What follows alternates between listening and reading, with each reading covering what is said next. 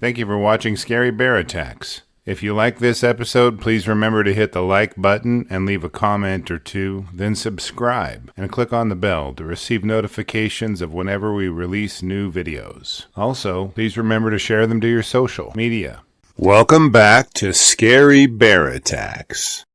In today's episode, we venture deep into the rugged wilderness of Montana's Gallatin Range, near an area called Hidden Lakes. This range, part of the larger Rocky Mountain system, stretches from Yellowstone National Park in Wyoming up into Montana, with its towering peaks and dense forests providing a habitat for an array of wildlife, including grizzly bears. This remote region of the Custer-Gallatin National Forest is well known for its rugged beauty, attracting outdoor enthusiasts, hunters, and adventurers alike. The Gallatin Range is part of a thriving ecosystem that supports not only grizzly bears, but also a wide variety of other wildlife. The forest is dense with lodgepole pine, Douglas fir, and Engelmann spruce, trees that provide shelter and food for animals like moose, elk, and deer. The predators here include bobcats, black bears, coyotes, cougars, wolves, and grizzly bears. Montana's backcountry is characterized by a cold, temperate climate with long winters and short, mild summers. Snow can fall as early as September in the higher elevations, and by October, temperatures are already dropping significantly. This is a critical time of year for grizzly bears, as they must consume enough food to survive the long winter months in hibernation. The shortening days and colder temperatures signal to the bears that it's time to bulk up, which leads them to increase their activity as they search for calorie-rich food sources. In the fall, the bears feast on an array of berries, including huckleberries and service berries, as well as roots and nuts that help sustain them through hibernation. This seasonal pattern also aligns with hunting season, putting hunters and bears on a collision course. Elk calls, animal scents, and even the sound of a hunter moving through the brush can attract bears looking for an easy meal. Game is plentiful and hunting productive, which makes it a popular spot for hunters. However, where there are elk, there are often predators. Grizzly bears are known to scavenge from hunter kills, and the scent of a freshly killed elk or deer can attract bears from miles away. Hunters are advised to be particularly cautious when field dressing game, as leaving a carcass unattended can quickly lead to a dangerous situation. Fall is a particularly active time for grizzlies in Montana, as they enter a state of hyperphagia, a period in which bears consume vast amounts of food in preparation for winter hibernation. It is during this time that encounters between humans and bears tend to peak, as bears aggressively forage for anything that will help them survive the long winter. On the afternoon of October 5th, 2024, a hunter, whom we will call Tim, was tracking game in the backcountry of the Gallatin Range. He had risen early and aimed his efforts on a promising stand of timber he'd been keeping an eye on. As Tim eased through the trees, carefully examining the ground for any sign of game, a dark shadow suddenly appeared in the periphery of his vision. Tim slowly turned his head, and his eyes focused on the most terrifying thing a hunter could imagine. A large sow grizzly and her two large cubs were standing only 40 yards or so away from the hunter. Now Tim knew he couldn't make any quick movements without attracting the sow's attention. He slowly tried to pull himself into the shadows just before the sow's head snapped in his direction. As soon as she made out his silhouette, the sow thundered toward Tim in a furious act of defense of herself and her cubs. Tim was no dummy when it came to hunting in grizzly country. I could find no source indicating what kind or caliber of pistol he carried, but as soon as the sow charged, he pulled his pistol out. Tim fired off a round in the sow's direction, and his aim was true, but not immediately fatal. The sow twisted and growled as the bullet burned its way through her flesh. Tim immediately turned and pulled himself into a tree and climbed as far as he could into its limbs. As the hunter clung to the tree limbs, the angry and wounded sow was growling and pacing beneath him. He hoped she would gather her cubs and depart, but seconds turned into minutes, and minutes turned into the better part of an hour without the grizzly leaving. She seemed hell-bent on getting at him and having a little revenge of her own.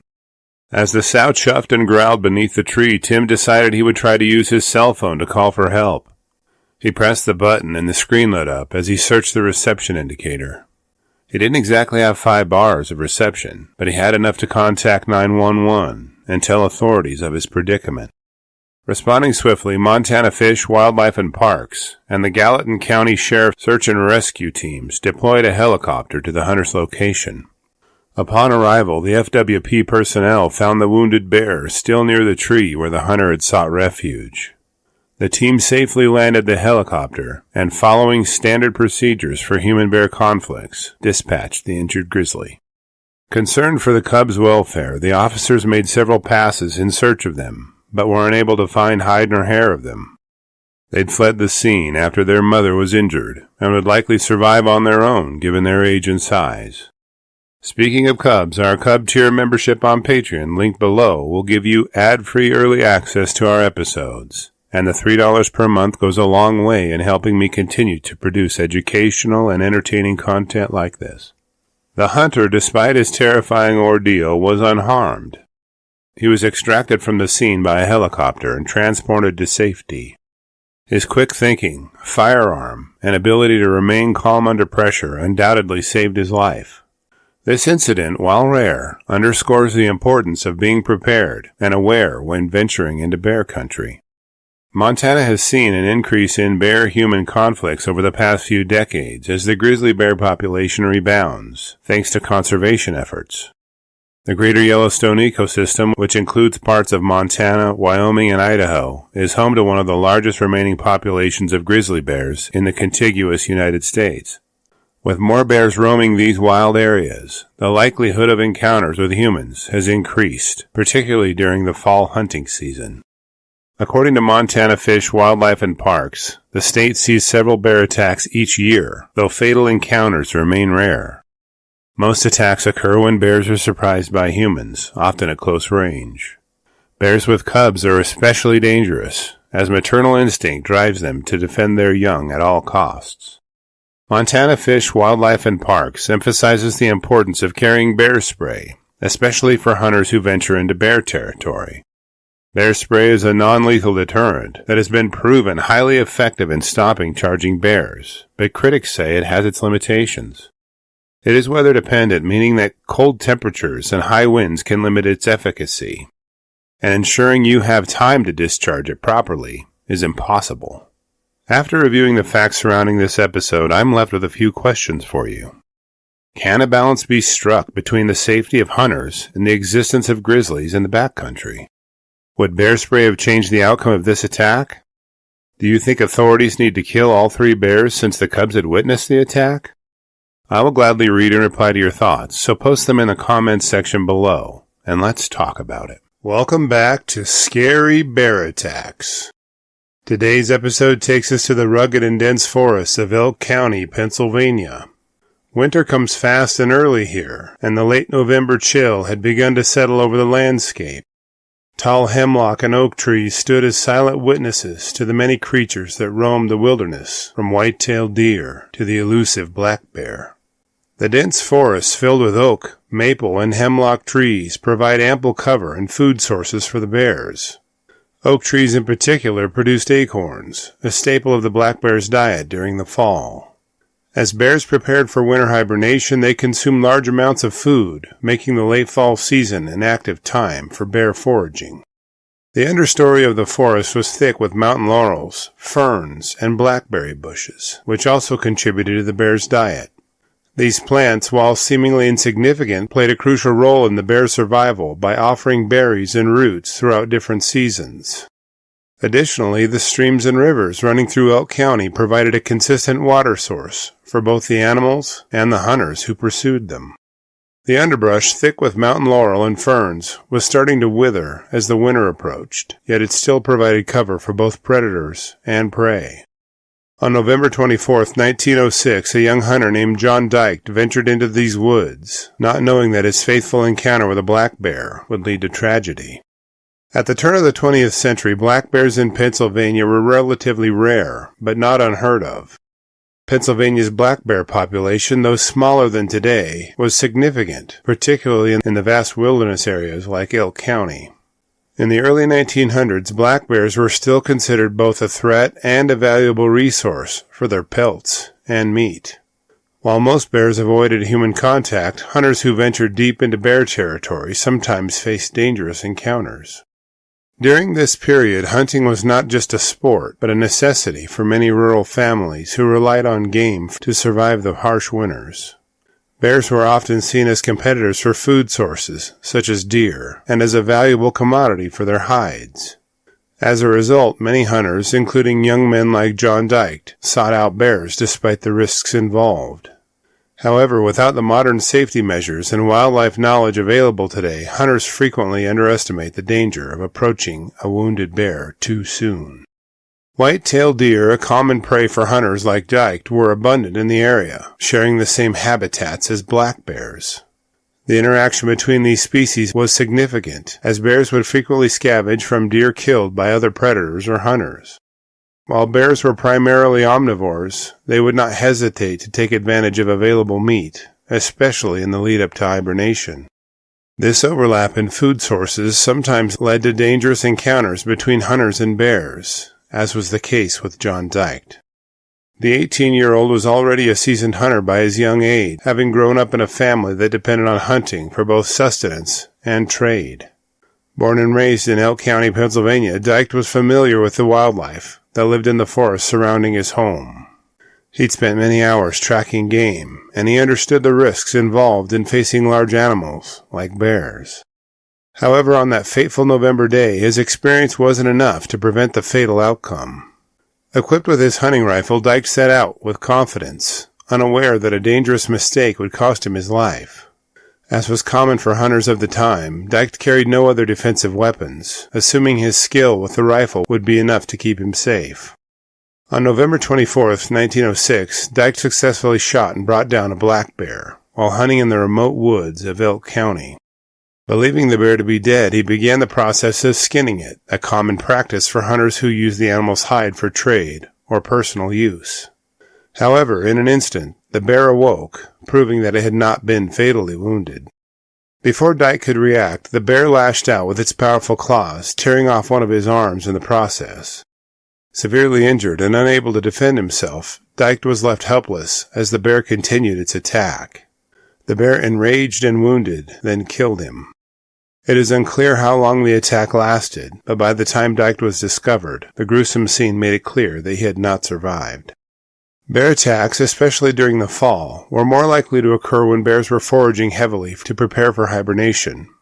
Bears that had been wounded, like the one Dyke shot, were especially unpredictable. A sow with cubs, regardless of species, is always the most unpredictable and dangerous. Speaking of cubs, our Cub Tier membership on Patreon, linked below, will give you ad-free early access to our episodes, and the $3 per month goes a long way in helping me continue to produce educational and entertaining content like this. After John Dyke's body was discovered, a local search party tracked and killed the bear responsible for his attack. The bear was found to be in good health, with no signs of injury beyond the bullet wound inflicted by Dyke. This tragic incident left the local community in shock, and served as a grim reminder of the dangers of hunting bears alone in the wilderness. While bear attacks in Pennsylvania were rare, Dyke's death added to the folklore of the region, warning future hunters to respect the wild creatures they pursued. The tragic incident that claimed Dyke's life was a stark reminder of the unpredictable nature of bears, particularly when they're injured. Reports of similar encounters throughout the state occasionally surfaced, but as hunting equipment and technologies improved over the years, such attacks became less common. After reviewing the facts surrounding Dyke's fatal bear attack, I'm left with a few questions for you. Could John Dyke's death have been prevented if more precautions were taken before approaching the bear? What advancements in hunting safety might have changed the outcome of this encounter? How can modern hunters learn from incidents like this to better prepare for dangerous encounters in the wild? I will gladly read and reply to your thoughts, so post them in the comments section below, and let's talk about it. Welcome back to Scary Bear Attacks. Today's episode takes us to the wild, untamed terrain of Yellowstone National Park, Wyoming, in the year 1916. Recently established in 1872, Yellowstone had few regulations involving interactions between grizzlies and human beings. and each was left to fend for themselves. The rugged beauty of Sylvan Pass stands as the east entrance to the park between Hoyt Peak and Top Notch Peak, both towering well over 10,000 feet high. With forests of pine, spruce, fir, and aspens, Yellowstone's diverse ecosystems are home to an array of wildlife, including bison, elk, deer, antelope, and moose. Predators here include bobcats, coyotes, cougars, black bears, wolverines, wolves, and grizzly bears. The early 20th century saw a rise in bear-human conflicts, as increased tourism and settlement in the park brought people into closer contact with the native wildlife. Bears were considered nuisances and threats, especially when they wandered too close to camps. The idea of bear management was still in its infancy, and dangerous encounters were sometimes met with extreme solutions. Sylvan Pass still serves as an essential route through the Gallatin Range when it isn't close by avalanches or snowfall. The road sits at over 8,200 feet high, so there are few months when snow's not possible. In the early 20th century, this region was even wilder than it is today, with fewer visitors and less human infrastructure, making encounters with large predators like grizzly bears even more common. Yellowstone, America's first national park, was already well known for its natural wonders, from geysers to vast forests. But it was also a place where wildlife ruled supreme. Grizzly bears especially were notorious for their power, size, and unpredictable behavior. As fall approached, these bears would have been preparing for hibernation, aggressively seeking out food sources to fatten up for the long winter ahead, and few items offering calories escaped their sensitive noses. In 1916, the grizzly bear population in Yellowstone was estimated to be between 200 and 300 bears. These apex predators roamed vast areas of the park, and while encounters with humans were not uncommon, fatal attacks were still relatively rare. Yellowstone covers over 3,400 square miles, giving bears ample territory to roam, though areas around human settlements, camps, and trails saw more frequent bear activity due to the tantalizing scents arising from camp food and grain stores. On September 8, 1916, 61-year-old Frank Welch was trekking his way through the pass with a large load of oats and hay. The haul was destined for campers nearby, as fodder for their horses. He was an avid hunter and an experienced outdoorsman, familiar with the wilderness of Yellowstone, but that didn't mean Mother Nature didn't have a few more lessons to teach him. Early fall brings out the hungry in grizzlies, and this one was no different. They're trying to pack on fat for hibernation, and are driven by hyperphagia. That word hadn't been invented in Frank's day. He just knew they were hungry and apt to eat anything they came across. In recent years, grizzlies had developed a cantankerous and intolerant attitude toward the presence of humans appearing in their frontier. Given there were few, if any, game wardens or park rangers around to keep the peace, if you will, residents were left to their own devices when it came to protecting themselves from the grizzlies. Now, Frank didn't know it, but there was a big old hungry grizzly bear making his way through Sylvan Pass at the same time as him. This bear had been roaming from place to place, digging up rodents and dispatching entire berry patches of their few remaining fruits as he went. Once that grizz caught a whiff of Frank's oats at his camp, its mind was made up, and it wasn't good for Frank. Details are scant on just how the bear ambushed Frank, but the results were grim and nauseating to those who found him afterward. His camp was laid out in a way that allowed the bear to attack from cover, and poor old Frank never stood a chance, even though he packed a firearm. Bear spray was almost 100 years away from being invented, so his rifle would be all he had for defense next to his knife and luck, which he was apparently running short of. After his buddies assembled a search party for Frank and the missing oats, they wasted no time in tracking him down. Finding his corpse tattered and torn, they knew they had to dispatch this beastly Bruin before being battered themselves. Today, the possession and sale of dynamite is closely controlled, but in 1916, the town store handed them out like free samples at Costco. Invented about 50 years prior, area miners used it to open or close mine shafts, but what these bear avengers had in mind added one more use to its long list. Those crafty hunters rigged a big old surprise for that grizzly when he returned to Frank's camp and the oats it had fed upon. They stashed some sticks of dynamite beneath a bag of oats and trailed a long fuse away from it. Then they concealed themselves in the bushes, hoping they would remedy this problem bear.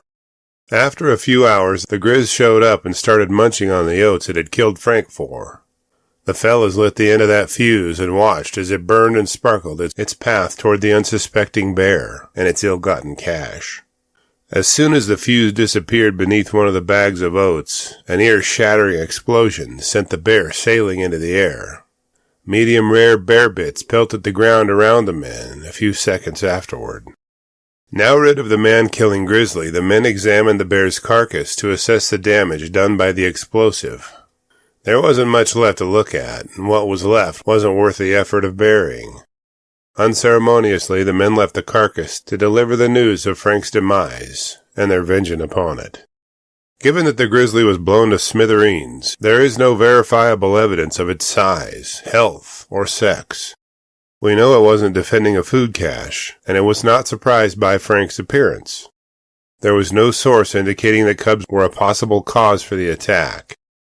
Speaking of Cubs, our Cub Tier membership on Patreon, link below, will give you ad-free early access to our episodes. And the $3 per month goes a long way in helping me continue to produce educational and entertaining content like this. Today, the grizzly bear population in the greater Yellowstone ecosystem has rebounded to between 700 and 1,100 grizzly bears, thanks to conservation efforts. However, the risk of bear encounters remains, and modern management practices have drastically reduced the number of fatal attacks through better education, bear-proofing strategies, and regulated camping practices. After reviewing the facts surrounding this episode, I'm left with a few questions for you. With only 200 to 300 grizzlies thought to have roamed the park at the time, was it reasonable for Frank to fail to consider a run-in with a grizzly?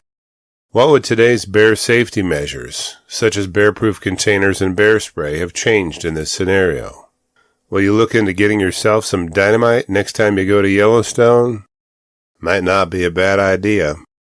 I will gladly read and reply to your thoughts, so post them in the comments section below, and let's talk about it.